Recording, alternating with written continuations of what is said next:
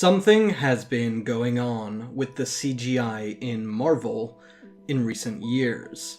It started small, with movies like Black Panther and Thor Ragnarok having some scenes that truly mismatched the rest of the film in terms of visual quality.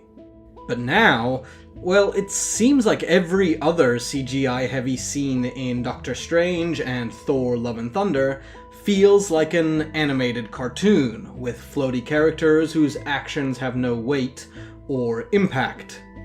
And then, of course, there's the She-Hulk of it all. That series' directing lead, Kat Coiro, recently blamed the reception to the bad CGI in the show as being motivated by sexism.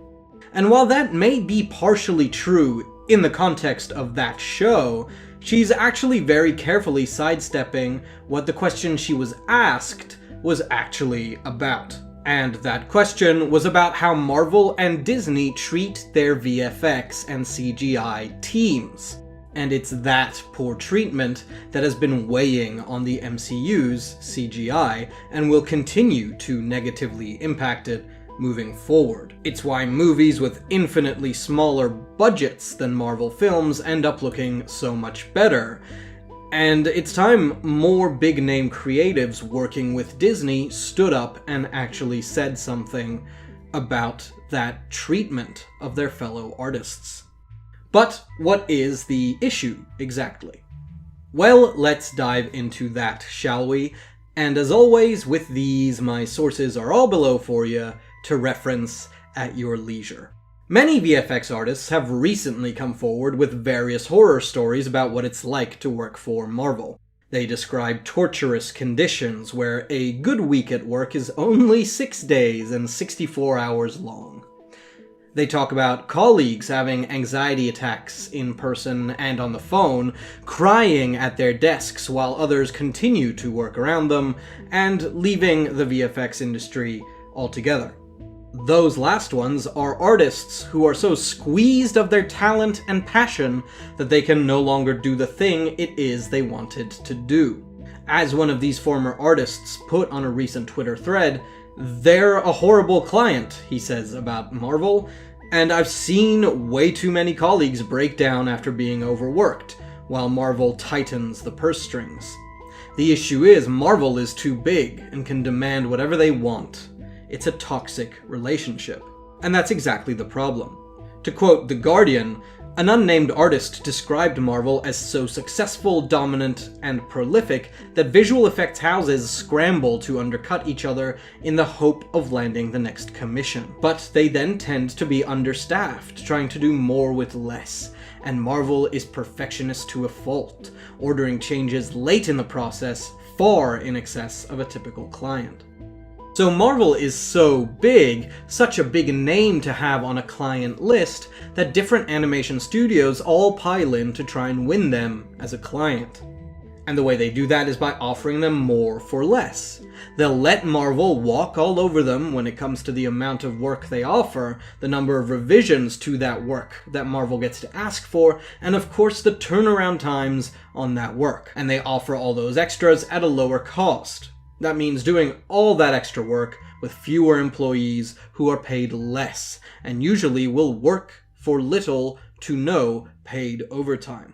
This is made all the worse by Marvel's own reportedly chaotic production management. Various animators and artists put forward a variety of reasons as to why their direction from Marvel seemed to change every day.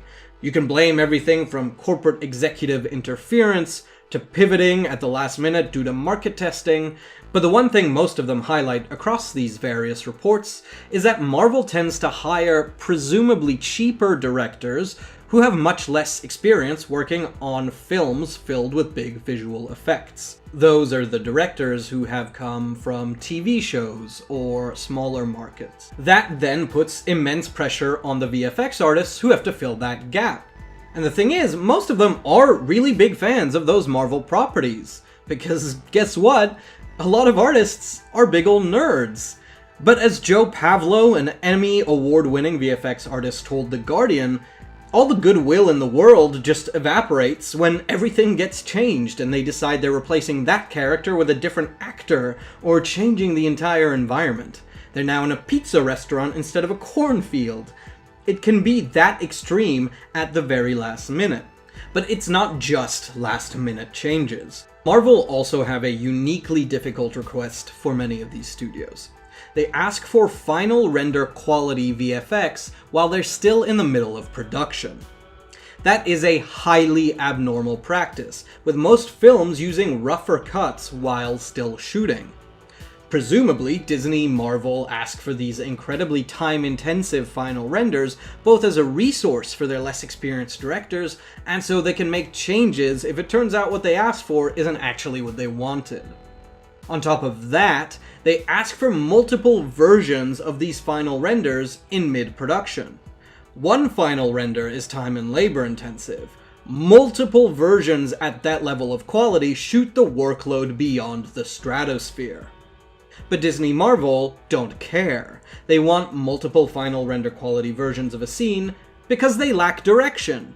So they can ask for several and pick whichever they vibe with, I guess. Pavlo put it better than I ever could when he said, "If you imagine you get the art department to design a set, you wouldn't get them to then tear down the set and rebuild a completely different set 35 times. Because the VFX work is digital, people don't see it as the same thing. But it is. It involves work and creativity and long hours. It doesn't create itself." And to add yet another chaotic layer to this already chaotic shit sandwich full of various levels of decayed managerial excrement, he also reports that on top of all of that, Disney Marvel doesn't involve directors of photography in some of the pivotal CG scenes in their films. The specific one he outlines is the much maligned CG Black Panther vs. Killmonger fight, one of the only negative talking points for the otherwise superlative film. And all because Disney Marvel can't get their act together when it comes to managing VFX teams. All of that mismanagement creates a massive flow of downwards pressure on these VFX studios, and that pressure builds not just into cultures of overwork, but also of bullying. As the stakes feel so high, colleagues lash out at each other. They punch walls, they throw monitors, marriages and relationships are put under extreme strain. These workers lie awake on Saturdays updating their resume so they can try to find sweet release on Monday. Working conditions like that are totally unacceptable, and Disney Marvel has a lot to answer for in allowing that. Thankfully, there may be some light at the end of this very long tunnel. Across the world, there is a burgeoning resurgence of the union movement, and that is something that should absolutely be embraced by the VFX industry. There is immense power in the collective, and whether that's coming in the form of strikes, walkouts, or other organized forms of protest, the VFX industry is crying out for it. And it's not like Disney Marvel can't afford to pay these people more. But don't just take it from me, random YouTube man. Ben Spite, an organizer at the Animation Guild, says of Disney and Marvel, "These are incredibly profitable entities that certainly can afford to expand collective bargaining to the VFX workers that don't currently have a seat at the table." The leaks that have recently happened to reporters are also important, because they inevitably lead to uncomfortable questions put to the big-name artists who associate with and make their money from Disney Marvel. And to her credit, where the She-Hulk director deflected to the sexism of a minority of neckbeards, the actual showrunner, Jessica Gao, is now publicly on the record in response to that question, saying she stands in solidarity with those VFX workers. And that is also what it's going to take. We need bigger names from the Marvel cupboard of celebrities to come out and stand up for the people who make what they do possible. Do you think Disney Marvel would be underpaying their VFX artists if Chris Hemsworth was lobbying on their behalf in every interview he did? Absolutely not, they wouldn't. He's too big a name, and at least a show of reform would have to take place to get him to stop talking about it.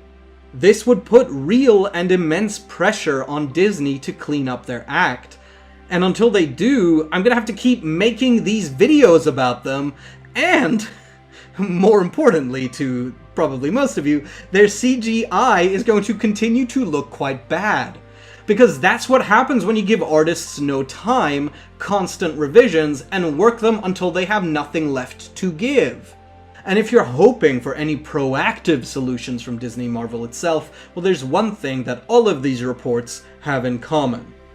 When the publications in question asked for comment, the corporation had nothing to say.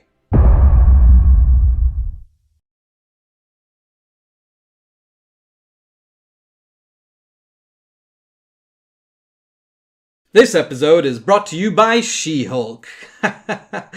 I'm obviously kidding. I have no obvious proof of this, but I watch a lot of content from the left regarding unions, and apparently the Google algorithm does not like those. So hey, if you liked this video and you want to get word out there about how Disney is currently treating its VFX artists, share the video, like it, comment, subscribe, but make sure that as many people as possible hear about this nonsense so that something is done, so that change happens. And hey, if you've got some spare chain traveling around, support me on Patreon. There's a link right around this screen, around this disembodied voice. Okay, bye!